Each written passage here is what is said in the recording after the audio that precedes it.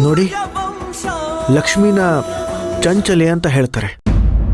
ಆದರೆ ಲಕ್ಷ್ಮಿ ನಮ್ಮ ಕೈಗೆ ಬಂದಾಗ ನಮ್ಮ ಮನಸ್ಸು ಚಂಚಲಕ್ಕೆ ಒಳಗಾಗಬಾರ್ದು. ನಿಮ್ಮ ಕೈಲಿರೋ ಹಣನ ದಯವಿಟ್ಟು ಬೇರೆ ಕೆಲಸಗಳಿಗೆ ಉಪಯೋಗಿಸ್ಕೋಬೇಡಿ.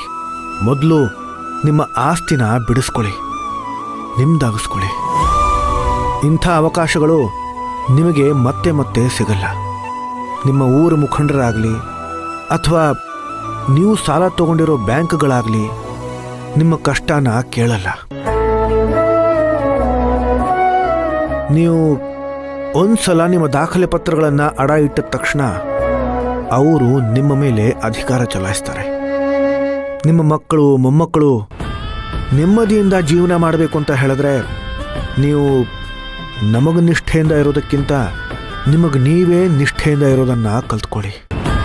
ನಾನು ಮತ್ತೆ ಹೇಳ್ತೀನಿ, ನಿಮ್ಮ ಕೈಲಿರೋ ಹಣದಿಂದ ಮೊದಲು ನಿಮ್ಮ ಜಮೀನನ್ನು ಬಿಡಿಸ್ಕೊಳ್ಳಿ. ಎಲ್ಲರೂ ನೆಮ್ಮದಿಯಿಂದ ಇರಿ, ಸಂತೋಷವಾಗಿರಿ. ನಾವು ಯಾವಾಗಲೂ ನಿಮ್ಮ ಜೊತೆಯಲ್ಲೇ ಇರ್ತೀವಿ. ಅನ್ನದಾತ ಸೂರ್ಯವರ್ಧನ್ ಅವರಿಗೆ, ರೈತ ನಾಯಕ ಸೂರ್ಯವರ್ಧನ್ ಅವರಿಗೆ, ಸೂರ್ಯವಂಶಕ್ಕೆ, ಯುವ ಕೇಸರಿ ಸೂರ್ಯವರ್ಧನ್ ಅವರಿಗೆ. ನಮ್ಮೂರ ಕಾಯೋ ದೊರೆಯೇ ನಿನಗೆ ಎಲ್ಲಿಂತ ಮಮಕಾರ, ಕಣ್ಣೀರ ಒರೆಸೋ ಪ್ರಭುವೇ ನಿನಗೆ ಆದ್ಯಾವ್ರೆ ಜೊತೆಗಾರ. ಸಾವಿರ ಜನ್ಮ ಬಂದಾಗೂ ಸಾಕುವ ನಾಯಕ ನೀನಾಗೂ.